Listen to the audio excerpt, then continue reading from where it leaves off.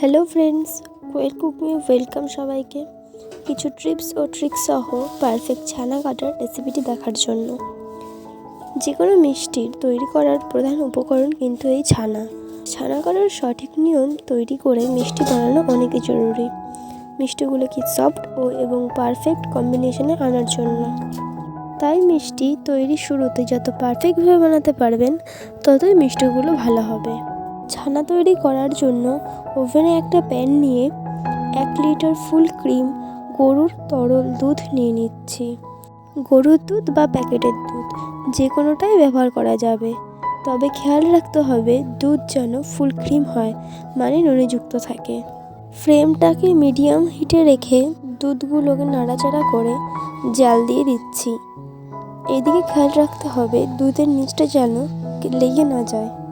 আর দুধ কিন্তু ঘন করার কোনো প্রয়োজন নেই, শুধুমাত্র 1-2 বলক চলে আসলেই তার মধ্যে দিয়ে দেব 3 টেবিল চামচ লেবুর রস।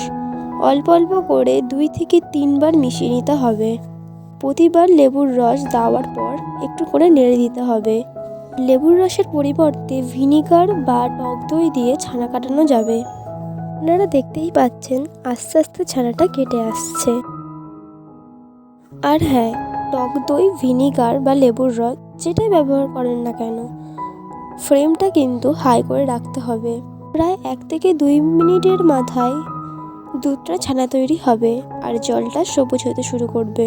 ছানার এই জলটা বেশি সবুজ হওয়ার অপেক্ষা করা যাবে না। দুধ এমন দলা পেকে আসলেই একটা পাত্রে এমন সাদা কাপড় দিয়ে সঙ্গে সঙ্গে নামিয়ে ছানার জলগুলো ছেঁকে নিতে হবে।